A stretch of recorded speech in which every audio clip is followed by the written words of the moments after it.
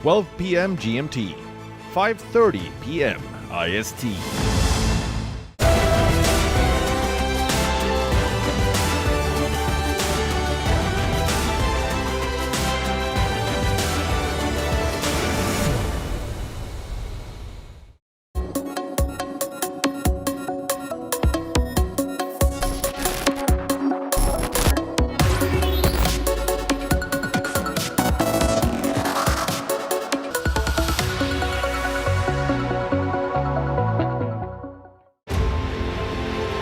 It's code red for humanity. The alarm bells are deafening. Wildfires, floods, and hurricanes. Extreme climate events warn of impending doom. Is the world heading towards a climate catastrophe?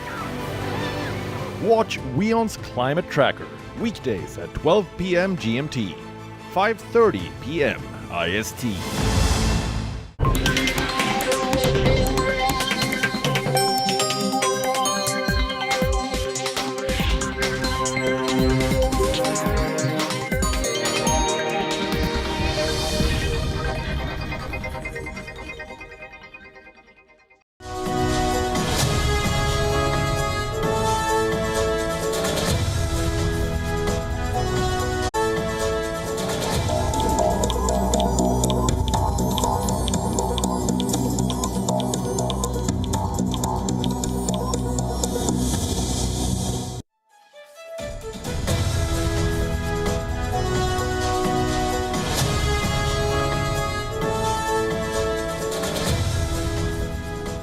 Good evening and welcome to Gravitas. I'm Palki, Sharma, Upadhyay. Let's get started.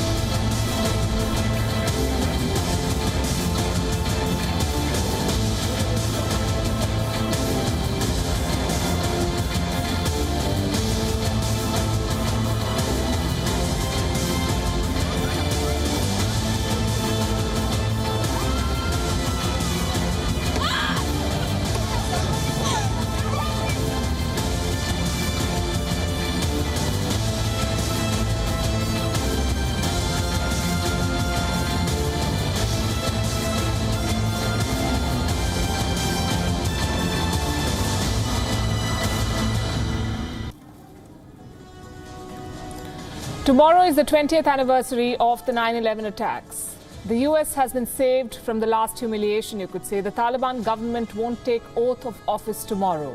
But the fact that they had the choice to, the fact that they even considered doing it, is a slap on the face of the country that calls itself a superpower and home to the world's most powerful military. America's defeat is complete. Do you know what they're calling the Taliban now? Businesslike and professional, quote unquote. Businesslike and professional. For 20 years, they were a terrorist group. Now they're professional. This is the pits. The Taliban, meanwhile, are imposing their authority with impunity, killing rivals, threatening women. The revenge killings they promised not to carry out are happening every day across the country. The United Nations says it's important to keep talking to them. Afghans are facing abject poverty. That's the story the Taliban will not stop journalists from doing. They want international aid, and poor children make for the perfect props. There are no words to describe Afghanistan's misery. On Gravitas tonight, we'll bring you ground reports. Also on the show, guess who called Xi Jinping? Joe Biden. What for? To discuss the way forward, we'll tell you what's going on there. China has also made an unprecedented move to influence the oil market. It has sold strategic oil reserves to reduce prices. You must have seen the headlines about Ford leaving India after GM and Harley-Davidson. We'll discuss why these brands fail to survive in the competitive Indian market. And on World Suicide Prevention Day, we bring you a special report on the use of suicide as a political tool. We begin as always with Gravitas Global Headlines. Multiple reports say that Amrullah Saleh's elder brother has been killed by the Taliban in Panjshir. This comes as a photo was released of a Taliban fighter sitting on the same spot from where Amrullah Saleh issued a video statement earlier, asserting that he was still in Panjshir.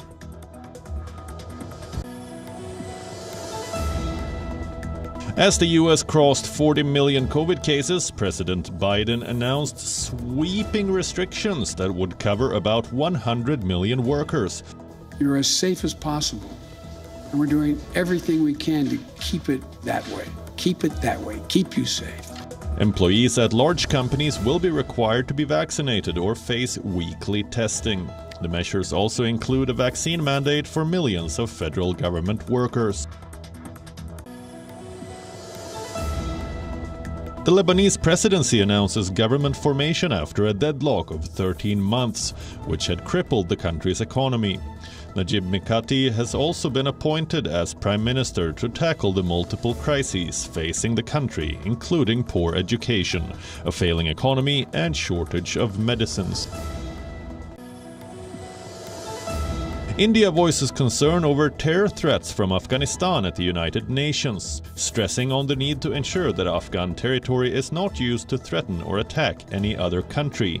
The Indian envoy says that Afghanistan should not be used to shelter or train terrorists, plan or finance terrorist acts. Russian President Vladimir Putin meets with longtime ally President Alexander Lukashenko as Russia and Belarus agree to deepen economic ties. Russia will continue its discontinued supplies of natural gas to Belarus till the next year and will provide another $630 million in loans for Belarus through next year. The Department of Justice in the United States has sued Texas, seeking to block the enforcement of the state's restrictive abortion law, calling it unconstitutional. After a careful assessment of the facts and the law, the Justice Department has filed a lawsuit against the state of Texas. The controversial abortion law bans almost all abortions after as early as 6 weeks of pregnancy. Denmark becomes one of the first EU countries to lift all domestic coronavirus-related restrictions after 548 days, with measures in place to curb the transmission of the infection. The gradual return to normalcy has been attributed to Denmark's high vaccination rate, with more than 80% of people above the age of 12 fully vaccinated.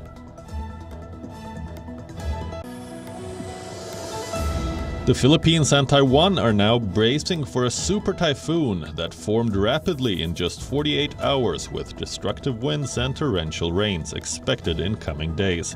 Dubbed Chantu, the typhoon is packing gusts of up to 234 kilometers an hour. For the first time in 22 years, 2 teenagers have advanced to a Grand Slam final. British 18-year-old Emma Raducanu beat 17th seed Maria Sakkari 6-1, 6-4 at the US Open to set up a historic title showdown against Leylah Fernandez. The Canadian continued her giant killing run with a 3-set win over world number 2 Aryna Sabalenka. The Manchester test between England and India was cancelled just hours before the toss due to a COVID outbreak in the Indian camp. A physiotherapist tested positive inside the team bubble on Thursday, and there are fears of more cases due to his close contact with many players. 20th September 2001, 9 days after the World Trade Center towers fell. George W. Bush, the then President of the United States, stood before the U.S. Congress and made this vow. We will starve terrorists of funding, turn them one against another, drive them from place to place, until there is no refuge or no rest. And we will pursue nations that provide aid or safe haven to terrorism. Every nation in every region now has a decision to make. Either you are with us or you are with the terrorists. We will starve terrorists of funding, turn them one against another, pursue nations that provide safe havens to terrorism, and finally, those famous lines. either you're with us or you're with the terrorists. George Bush had launched America's war against terror. 20 years later, the United States is working with the very same terrorists. Those who protected Osama bin Laden, the brain behind the deadliest terror attack in the 21st century, they are America's partners now. The US is calling them businesslike and professional. That's right, that's how America describes the Taliban now, businesslike and professional.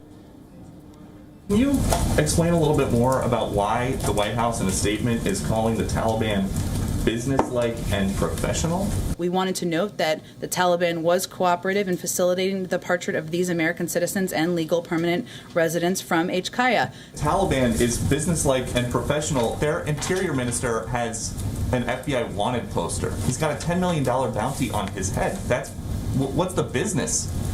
And in order to get those people out, we had to work with some members of the Taliban to press them and to work in a business-like manner to get them out. What an embarrassing retreat.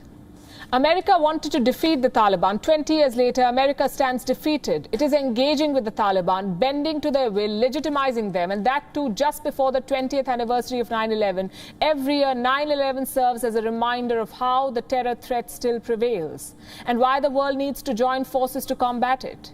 But this year, it's different. This anniversary of the 9/11 attack will remind the world of the humiliation the US suffered in Afghanistan. America's war on terror is ending in crushing defeat. The terrorists have won, and they're broadcasting it. Let me show you some pictures that came out today. This is said to be a Talib torturing an Afghan by tying up his hands and feet and dunking his head into water. These pictures are graphic. We advise viewer discretion.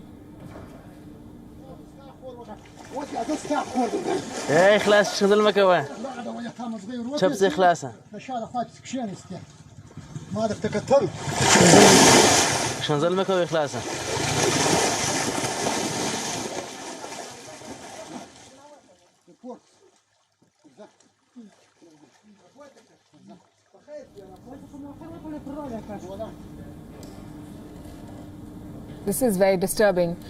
We don't know where this happened, but reports say Afghans in remote areas are afraid. The Taliban are seeking revenge. They are hunting rivals. They got one in Panjshir. Ruhollah Saleh, the brother of former Vice President Amarullah Saleh, he's been killed. Ruhollah Saleh was on his way to Kabul from Panjshir. He was captured by the Taliban and tortured to death, we are told. Revenge killings are being reported every day. The Taliban have killed at least 4 women police officers. The killings happened in Kandahar, Kapisa and Ghazni provinces. Elsewhere, women police officers have received death threats. Let me read out what one of these letters said. The Islamic Emirate considers jihad against infidels and servants its religious obligation. By killing infidels, we are sending them to hell. This letter was sent to a woman cop who had earlier interrogated some of the Talibs. The women of Afghanistan are under attack. They're battling the Taliban's bullets and their words. Here's the latest. A senior Taliban leader compared a woman lawmaker to a prostitute. He was asked why women cannot be in government, and this was his reply. خب زن نصف پیکر جامعه نیست مگه؟ ولی ما خود نصفش ندانستیم اونا را. کلگی نصف میدانه. خود نصف چه رقم نصف؟ همین نصفه که ما تعریف میکنیم، همین نصف خودش غلط تعریف میشه اینجا. نصفی است که تو رو در کابینه ماندی، نمی نصف است. اگر هر چقدر حقوقش پایمال میکردی و حقش در جای شده، من مثال براتون میگم. در طی 20 سال اخیر هر چقدر که از این میدیا، از این چیزی که در دست امریکا و در دست از این حکومت غلام بوده، هر چقدر که نشر شده بغیر از فحشا در دفترها دیگه چیز نشر شده، ما خود نکردیم. Revenge killings, an assault on civic liberties, and a misogynistic mindset. The Taliban has been in power for less than a month, but the world has already seen what's in store for Afghans. And the world doesn't seem to mind now. Global institutions seem resigned to this. Look at what the United Nations Secretary General has said. He has asked the international community to, quote-unquote, maintain a dialogue with the Taliban. Si on veut If we do not want Afghanistan to be a center of terrorism, if we do not want women and girls to lose all the rights they acquired during the previous period, if we want the different ethnic groups to feel represented, of course we must maintain a dialogue with the Taliban, a dialogue with principles.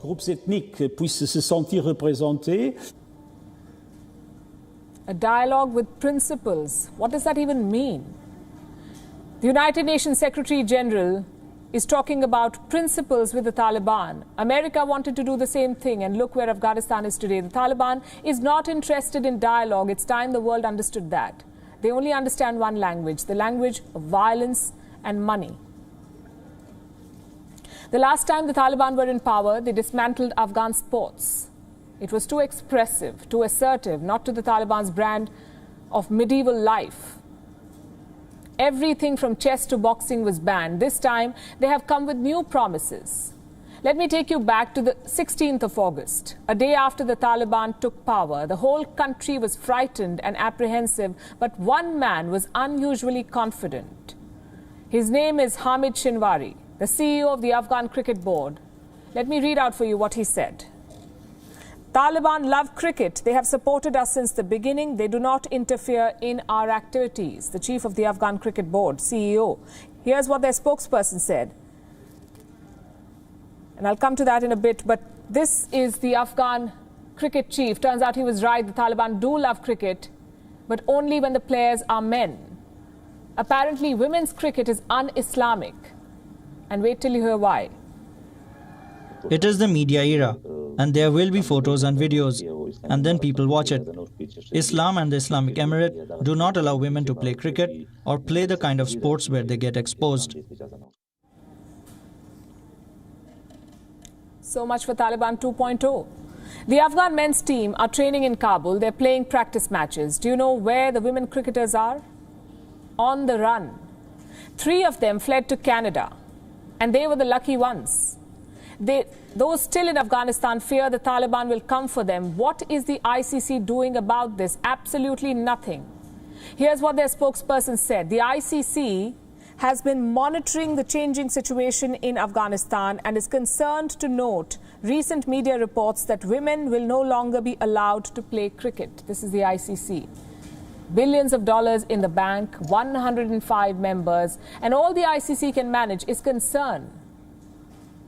Let me tell you what they can and frankly should be doing. Number 1, suspend the Afghan team from the ICC, suspend Afghanistan from the ICC. This is a no-brainer. ICC membership requires countries to have a women's team. The Taliban have violated that rule. So what is the ICC waiting for? There is an established precedent for suspending countries. From 1970 to 1991, South Africa was banned from international cricket. Why? Because of the apartheid regime. Non-white players were kept out of the national team. So South Africa was expelled. Why doesn't the same logic apply to Afghanistan? Number 2, this is what the ICC can do. They must reach out and possibly evacuate women cricketers. This is a matter of security. We're hearing stories of Taliban reprisal every day, and these women are open targets. Last month, 77 women footballers were evacuated to Australia. The whole thing was coordinated by FIF Pro. It's basically a union of football players. Why can't the ICC do something similar? Some Afghan women cricketers say they wrote to the ICC. They wanted to be evacuated. They haven't heard from them. No reply. The ICC seems to be in wait-and-watch mode. But the member nations are taking on the Taliban. Australia, for instance, once again setting an example. They were scheduled to play a test match against Afghanistan in November, but Cricket Australia has decided to cancel that fixture. Here's what they say. In recent media reports that women's cricket will not be supported in Afghanistan are substantiated, Cricket Australia would have no alternative but to not host Afghanistan for the proposed test match due to be played in Hobart.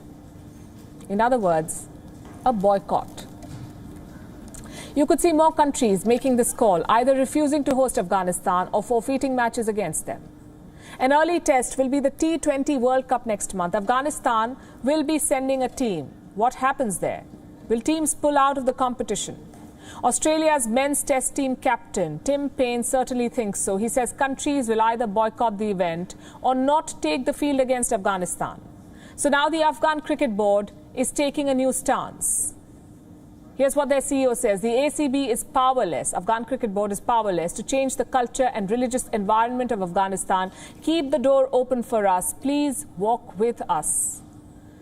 For the record, this is the same CEO who said the Taliban love cricket. Now he blames culture and religion. But the excuse won't hold. Muslim nations do play cricket. Look no further than the Taliban's staunch ally Pakistan. They field both men's and women's teams. And I know that sports may seem like the least of Afghanistan's problems, but it's symbolic of the Taliban's rule, their intolerance to freedom, their hatred for flamboyance and skill, and most importantly, their contempt for women. It's been less than 4 weeks since the Taliban came to power, and the divide within their leadership is already growing. You see, the Taliban are not a monolith. Something we've been telling you. They're made of different Pashtun tribes who've always fought for control. The infighting is now being exploited by the Haqqani network, a terror outfit that operates on the command of Pakistan. Several members of this network, the Haqqanis, have been installed to various positions of power in the Taliban regime. And there are strong indications that these appointments could make the tribal rivalries even worse. Located at the crossroads of Central, West and South Asia, Afghanistan is a melting pot of several ethnic and linguistic groups.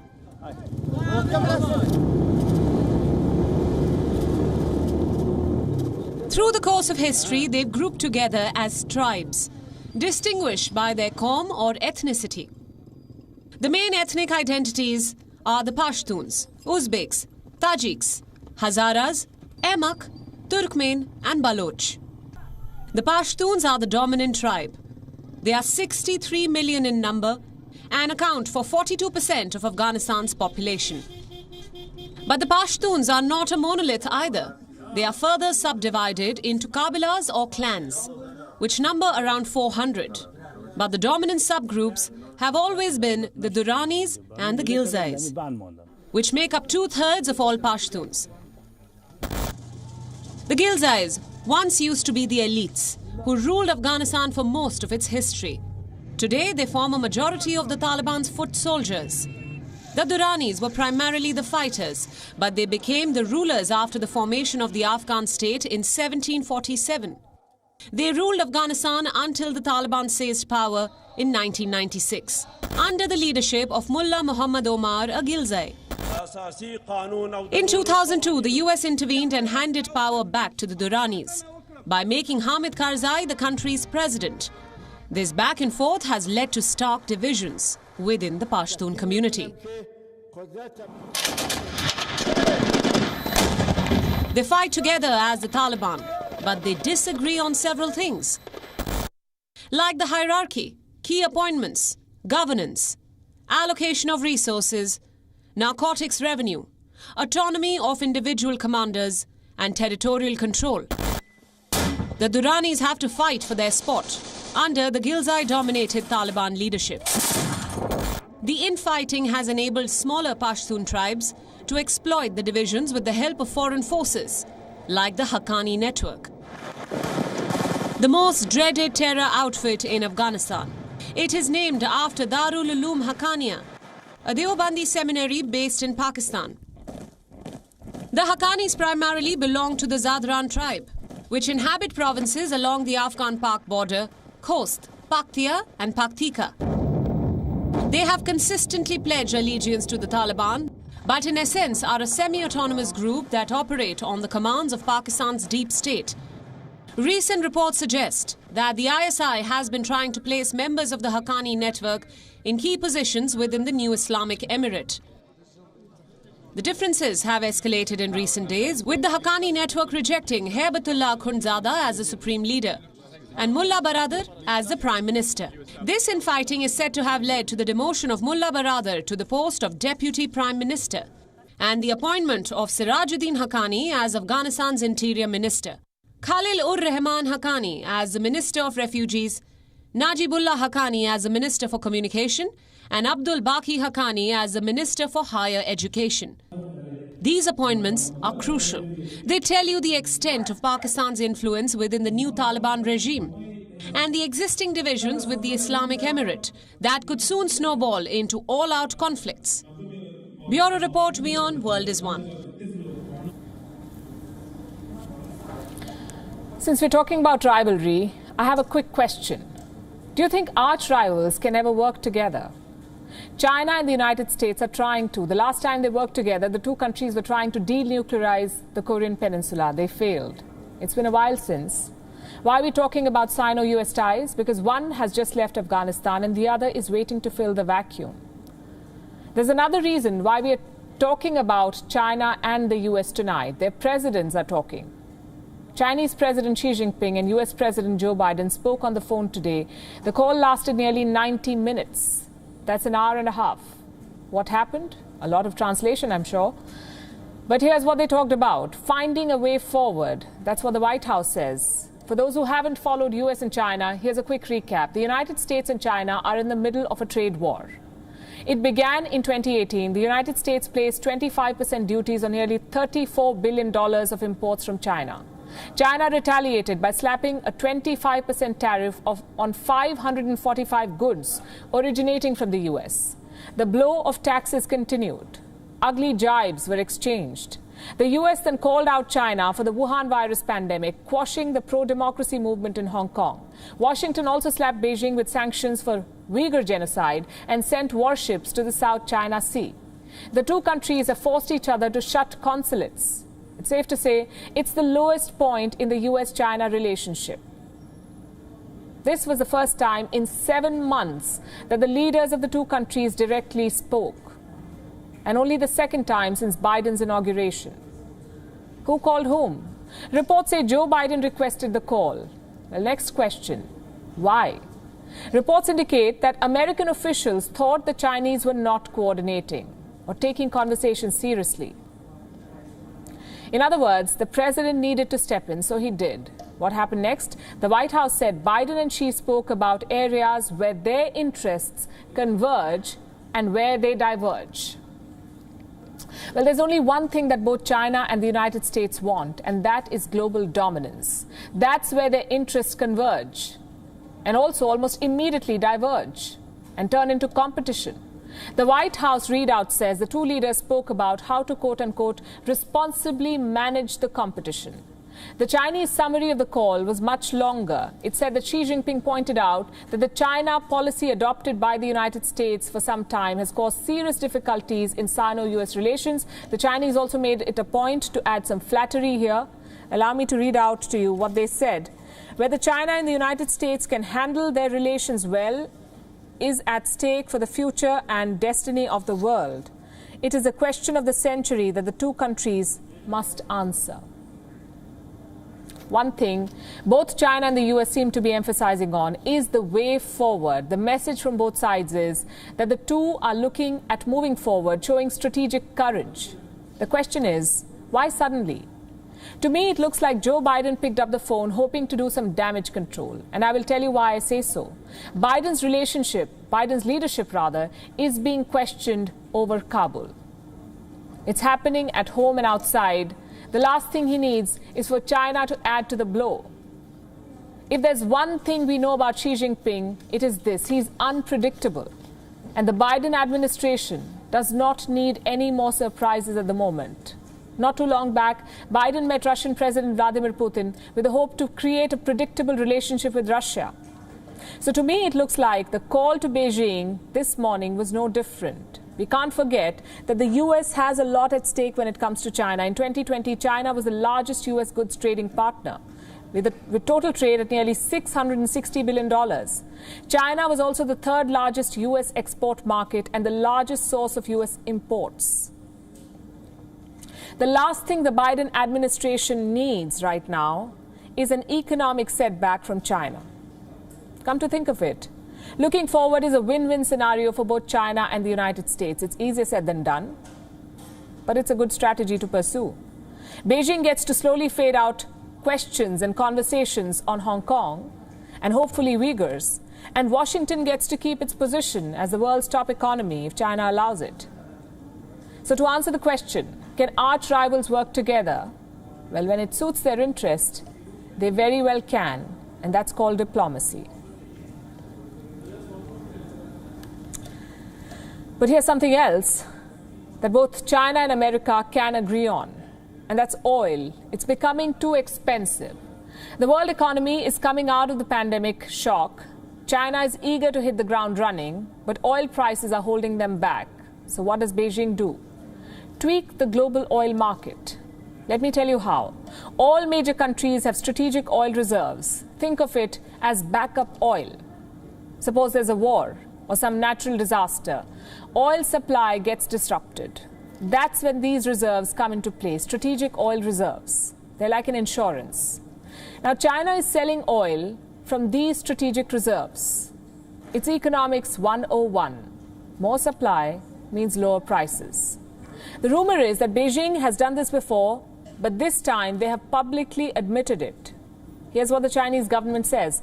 Putting national reserve crude oil on the market through open auction will better stabilize the domestic market supply and demand and effectively guarantee national energy security. Just to be clear, this is not the idea behind holding strategic reserves. They are meant as backup during emergencies. But China is using it to influence prices. It's fair enough, it's their oil, they can hold it, they can sell it, they can dump it. The bigger question is this: why is China burning through its reserves? Why is it so desperate? Because the Chinese economy is taking a hit. Factory inflation has hit a 13-year high. Raw materials, including energy, are too expensive. So China is actually rationing power. There are reports of blackouts in several provinces. Of course, power cuts are not a viable strategy, especially for the so-called factory of the world. So China has opted for an alternative plan. It's tapping its strategic reserves. And I'm not talking about just oil. In July, China dumped a huge cache of metals. Look at the figures. 30,000 tons of copper, 90,000 tons of aluminium, and 50,000 tons of zinc. These are 3 auctions that China announced. Many more could have been done covertly, and that's the problem with Chinese policies. So much secrecy, so many shadow games. For instance, Beijing announced that it will sell oil from its strategic reserves, or it was selling. But how many barrels? When will it happen? China won't say. We're talking about one of the largest reserves in the world. In 2017, China admitted that they had 9 oil reserves around the country. Combined, they had a capacity of 37.7 million tons. And that was in 2017. Beijing's plan was to have 85 million tons of oil by 2020. Did they achieve that? Again, we don't know. But if they did, it would put China almost on par with America's Strategic Petroleum Reserves, or the SPR as they call it, the world's largest reservoir of backup oil.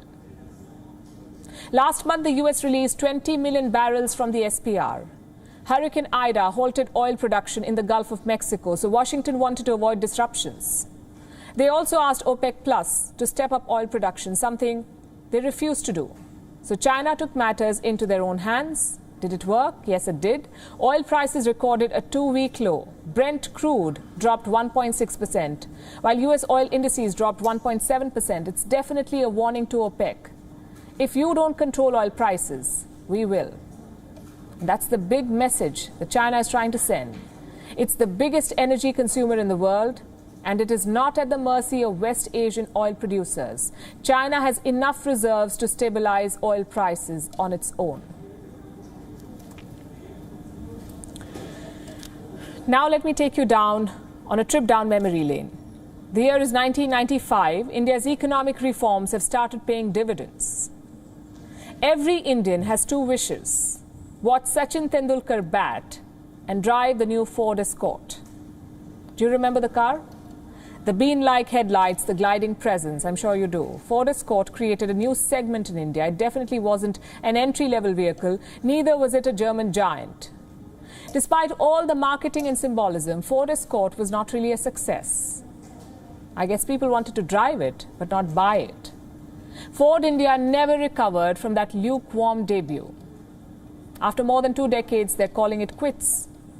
Ford will shut down its Sanand plant by the end of 2021 and the Tamil Nadu plant by mid-2022. Basically, Ford is leaving India, and they're not alone. Earlier, General Motors wrapped up their Indian operations, and before them, Harley-Davidson did.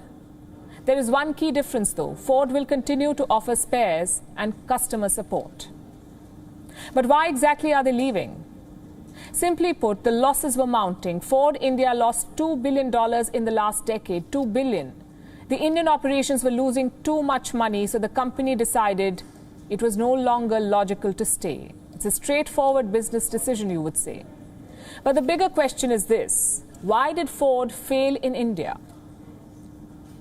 We're talking about the fourth largest car maker in the world. In 2020, their total revenue was $130 billion.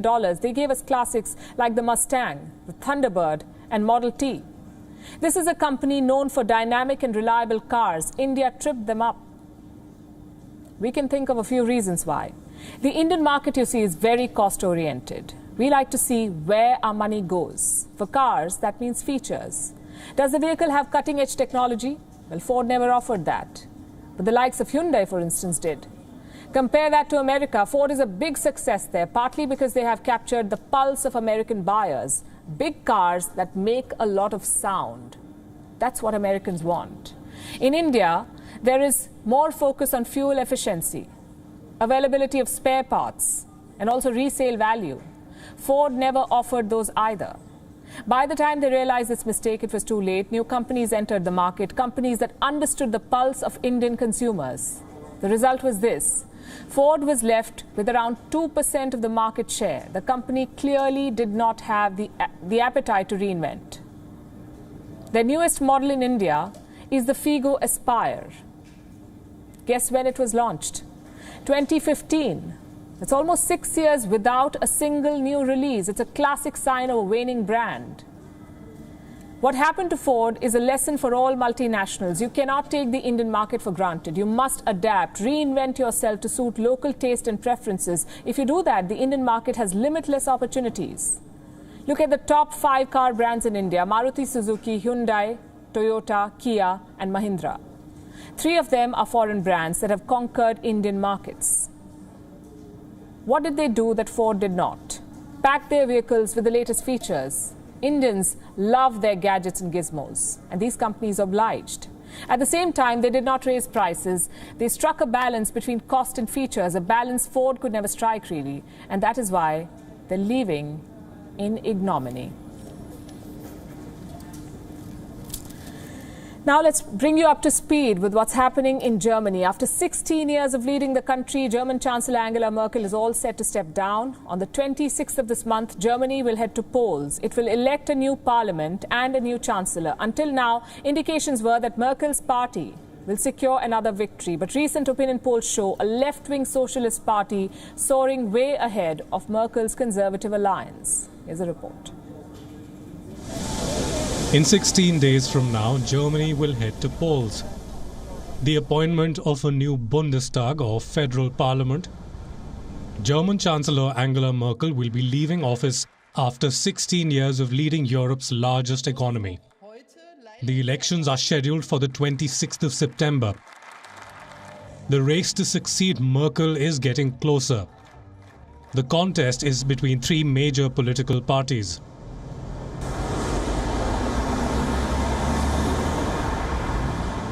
Merkel's Conservative Alliance, which is made up of the Christian Democratic Union and the Christian Social Union, this alliance leans centre-right in German politics. Next is the Social Democratic Party, the SPD, which leans centre-left, followed by the Alliance 90 or the Greens, a centre-left party which focuses on the environment. As is the norm in German politics, the strongest party names the Chancellor and heads the government. So far, indications were that Merkel's Conservative Alliance was headed for a smooth victory, with Armin Laschet set to succeed Merkel as the new Chancellor.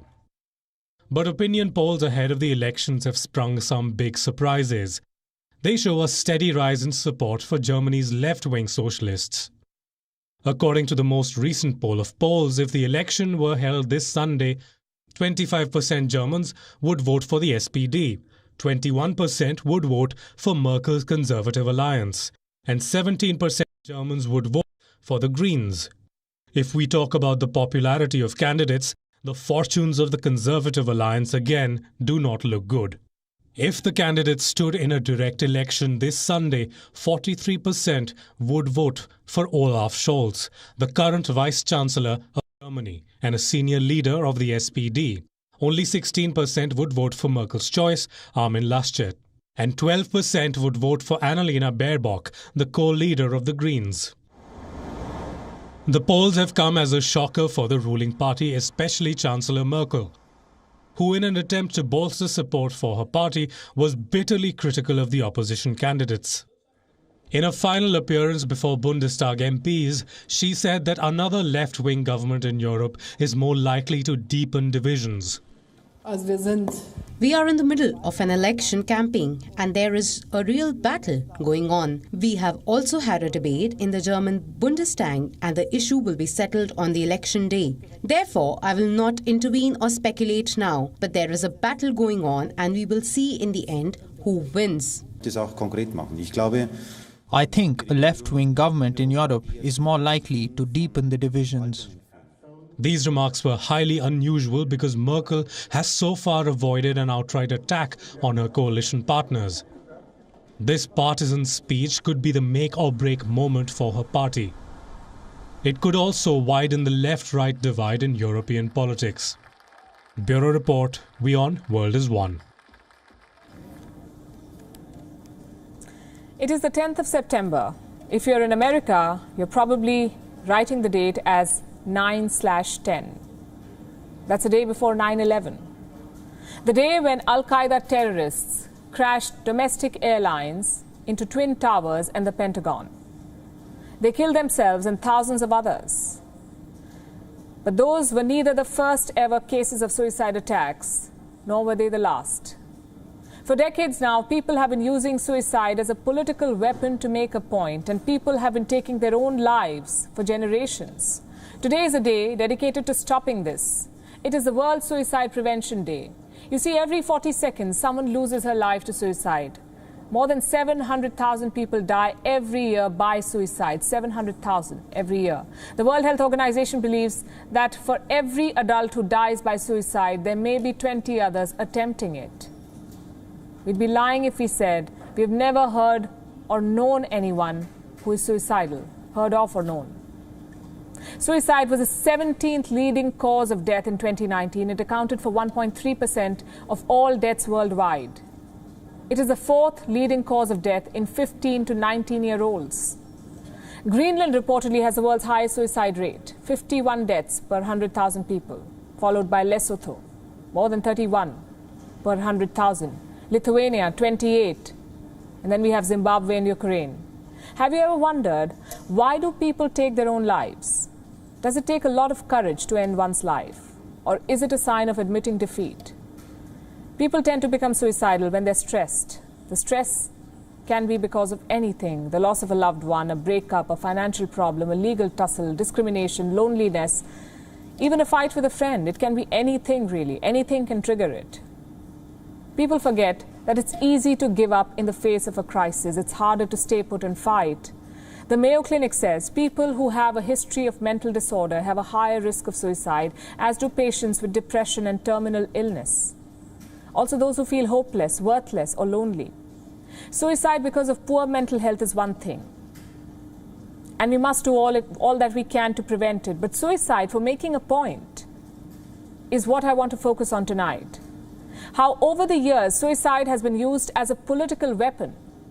I'll give you some examples. In the year 1964, an Indian man named Arumugam Chinnaswamy poured kerosene over himself, set himself on fire. When the fire was consuming him, the man shouted, "Down with Hindi, long live Tamil." This man killed himself to make a point, to show his support for the anti-Hindi agitation in the southern part of India. This was the first recorded case of political suicide in India. In the years that followed, the country lost a prime minister to suicide attack. I'm talking about Rajiv Gandhi. And I am also saying that the trend of political suicide, not saying that it began in India. Historians, in fact, record cases of self-immolation as early as 300 AD. Some Christians had set the palace of Roman Emperor Diocletian on fire, and then they threw themselves into the blaze. They were trying to make a point. This was their way of protesting the persecution of Christians. Suicide was also used to protest the change of liturgy in the 6th century Byzantium. Russians often used self-immolation to protest the Tsar. During the Second World War, Japan saw kamikaze pilots crashing their planes into enemy targets. This perhaps was among the first instances of suicide being used as a weapon of war. 1963. The photo of the self-immolating Buddhist monk was clicked in Saigon. He was protesting the government's persecution of Buddhists. The photo made its point. Suicide had become a mainstream political weapon. In the 1990s, suicide was used to pressure the government. In India, for example, anti-reservationists set themselves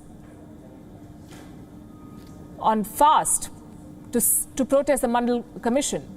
At the turn of the millennium, the world saw the Twin Towers go down as a result of a suicide attack. Suicide soon became a weapon of mass destruction, from Pulwama to Sri Lanka to the London tube stations to very recently the Kabul airport. I hate to have to say this, but suicide attacks have now become mainstream. There are reports of suicide bombers detonating themselves almost every other day. People take their own lives and the lives of others to make a point. What do they achieve? Are people ever successful in sending a message by killing themselves? Or is the message often lost in the silence of death or the terror that follows? Be it a suicide bomber or a teenager dealing with a breakup, it's always easier to make a point with words than with death. Suicides do not heal hearts. Suicide attacks do not change the course of history. If history has shown us one thing, it is this: you cannot change the world by disappearing into dust, but you can by choosing to stay alive. Suicide is futile, and nothing, no cause, justifies it.